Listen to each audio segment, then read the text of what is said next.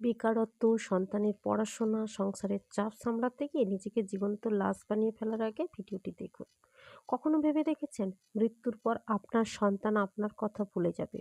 স্ত্রী হয়তো বিয়ে করে ফেলবে, সম্পত্তি ভাগ হয়ে যাবে। আর একদিন হয়তো কেউ আপনার কথা মনেই রাখবে না। এটা আমরা সবাই জানি। তাও আমরা নিজেদের দায়িত্ব এড়িয়ে ফেলতে পারি না। কারণ সংসার এমন একটা জিনিস, যারা এই সংসার নামক মায়ার বাঁধনে একবার আটকে পড়েছে, এই বাঁধন থেকে বেরোনোর হয়তো আমাদের কোনো রাস্তা নেই। রাস্তা থাকলেও বা যেতে পারে না, কারণ দায়িত্ব, কর্তব্য বলে বস্তু হয়ে থাকে।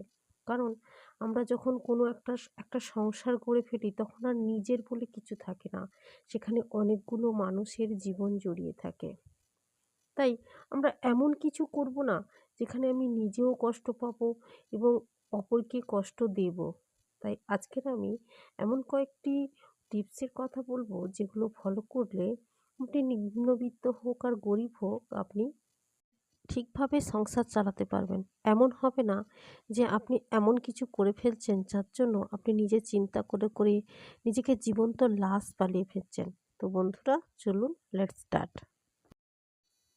স্পেন্ড অ্যাকর্ডিং টু ইনকাম, অর্থাৎ এটার দ্বারা আমি বোঝাতে চাইছি আয় বুঝে ব্যয় করা। এরকম আমরা অনেকে আছি, আমি মধ্যবিত্ত, আমার ইনকাম কম, তাও আমি লোকের দেখে নিজের সেই জিনিসটা করতে যাওয়া।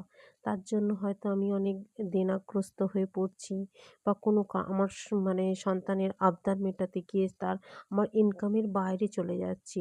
তারপর কি হচ্ছে, মানুষের এখন একটা হ্যাবিট হয়ে গেছে ইএমআই দিয়ে সব কিছু কেনা। তারপরে দেখা যাচ্ছে সে তার ইএমআইটা শোধ করতে গিয়ে তার ইনকামের বাইরে চলে যাচ্ছে, বা তার অ্যামাউন্ট, সংসার খরচের যে তার একটা পরিধি রয়েছে বা একটা সীমা রয়েছে, তার বাইরে চলে যাচ্ছে। তখন সে না পারছে তার পরিবারকে কিছু বলতে, এবার না পারছে নিজের মধ্যে রাখতে, নিজেই চিন্তা করতে করতে নিজেকে জীবন্ত লাশ বানিয়ে ফেলছে। অর্থাৎ দেখুন, সে হয়তো নিজের জন্য কিছু করছে না, তার পরিবারের জন্য কিছু করছে। তো নিজের সুখের জন্য করেননি, পরিবারের সুখের জন্য করেছেন। কিন্তু আপনি যখন কোনো সমস্যায় পড়বেন না, হয়তো ওই কারণেই আপনার কোনো ইএমআই বেড়ে গেছে বা সংসার চালাতে অসুবিধে হচ্ছে, তখন আপনার পরিবারই আপনাকে কথা শোনাবে, কে করতে বলেছে। তাই নিজের সীমা আয় বুঝে ব্যয় করুন। নিজের সীমাটা নিজে বাঁধতে শিখুন। কার কি আছে না আছে, মানুষের দেখে আমাকে করতে এগিয়ে আসা, এই ধরনের কাজ কখনোই করবেন না। যখন দেখবেন আপনি ওদের ভালোর জন্য করেছেন, কিন্তু আপনি যখন বিপদে পড়বেন সবাই এগেনস্টে চলে যাবে। তাই নিজেকে চিন্তার হাত থেকে মুক্তি পেতে আয় বুঝে ব্যয় করুন। আপনি নিজের ইনকামের বাইরে গিয়ে যেটুকু কিনে খুশিটা অর্জন করতে চাইছেন, সেই খুশিটা সীমিত, বেশিক্ষণ থাকবে না। সেই সময়টুকু পেরিয়ে গেলে আপনি আবার নিজের চিন্তায় জর্জরিত হয়ে পড়বেন, ভালো কখনোই। আমার নেক্সট পয়েন্ট হলো put your savings to good use.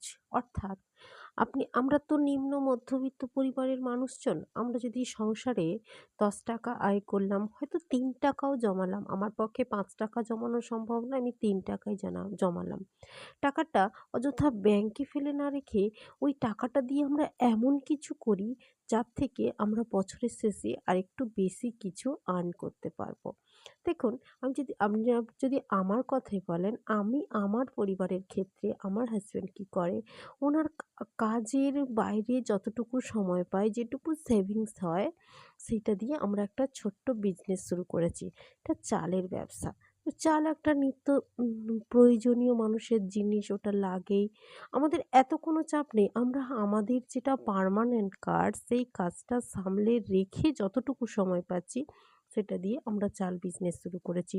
আপনাদের আইডিয়া মতন যদি ভালো কিছু বিজনেসের আইডিয়া থাকে, আপনারা সেটা করতে পারেন। সেটা করলে কি হবে, আমরা যেহেতু মধ্যবিত্ত, আমরা বছরের শেষে ব্যাংকে রাখলে, আমি 5 টাকা রাখলে ব্যাংক হয়তো আমাকে কত দেবে? এখন সুদের পরিমাণ খুবই সামান্য, সেখান থেকে আমরা বেশি আয় করতে পারবো না। কিন্তু ওই টাকাটা যদি আমরা একটা ভালো বিজনেসের কাজে লাগাই, সেখান থেকে আমরা খুব বড়লোক না হলেও এমন কিছু আর্ন করতে পারবো, যেটা আমাদের ভবিষ্যতে কাজে লাগবে। এটা আমাদের একটা এক্সট্রা ইনকাম হিসাবেও ধরা রইলো। হয়তো হঠাৎ কোনো মানুষ মাত্রই আজকাল রোগগ্রস্ত। হঠাৎ কিছু ইমার্জেন্সি খাতে সেটা আমরা ইউজ করতে পারবো। কে বা আপনাদের যদি আরো ভালো কোনো আইডিয়া থাকে সেটাতে আপনারা কাজে লাগান। যেটা করে আমরা এটা কিনা টাকা দিয়ে টাকা বাড়ানোর একটা কৌশল বলেও আপনারা ধরে নিতে পারেন। তাতে করে আমরা চিন্তামুক্ত থাকতে পারবো। দেখুন, আমরা কোম্পানিতে যা কাজ করি আর সরকারি চাকরি করি, আমাদের কিন্তু দৈনন্দিন নিত্য প্রয়োজনীয় জিনিসের দাম যেভাবে বাড়ছে, সে আপনার বাচ্চার টিউশন খরচ বলুন, বাচ্চা প্রাইভেট স্কুলে পড়লে তার খরচও যেভাবে বাড়ছে, সেই হিসেবে কিন্তু আমাদের স্যালারি গ্রো করছে না।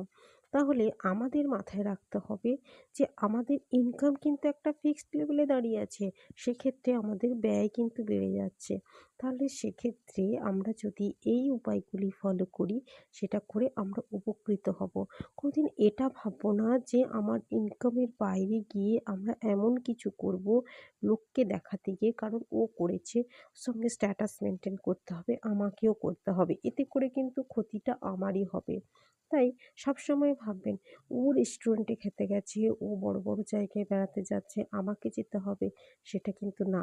সে রেস্টুরেন্টে খেতে যেতে গিয়েছে, আমরা যদি বাড়িতে বসেও সেটাই সেই খাবারটাই খেতে হবে কোনো মানে নেই। আমরা যদি অল্প কিছু বানিয়ে পরিবারের সঙ্গে আনন্দ করে খাই, চিন্তামুক্তভাবে খাই, সেটা কিন্তু বেশি আনন্দের। বেড়াতে যাওয়ার ইচ্ছে হলো, হতেই পারে লো বাজেটে আমরা ধারে কাছে কোথাও যাবো। সে যে অনেক বড় জায়গায় বেড়াতে গেছে বলে আমাকেও যেতে হবে, ঋণ করে যেতে হবে, এই কথাটা কখনো ভুলেও মাথায় আনবেন না। এমন হবে যে যাতে করে আপনি নিজেও চিন্তাগ্রস্ত হতে হতে একটা বড় অসুস্থতায় পরিণত হয়ে যাবেন এবং আপনার পরিবারকেও আপনি শান্তি রাখতে পারবেন না। আমাদের দায়িত্ব কর্তব্য হলো সবাইকে নিয়ে সুখে থাকা। নিজের সাধ্যের বাইরে গিয়ে কখনো এমন কাজ করব না যাতে করে আমরা চিন্তাগ্রস্ত হয়ে পড়ি। সবসময় চেষ্টা করব চিন্তামুক্ত। যদি ভিডিওটি ভালো লাগে প্লিজ লাইক, কমেন্ট, সাবস্ক্রাইব করে পাশে থাকবেন। আপনাদের আগ্রহ বা আপনাদের ভালোবাসা আমাকে এগিয়ে যেতে সাহায্য করবে। ধন্যবাদ।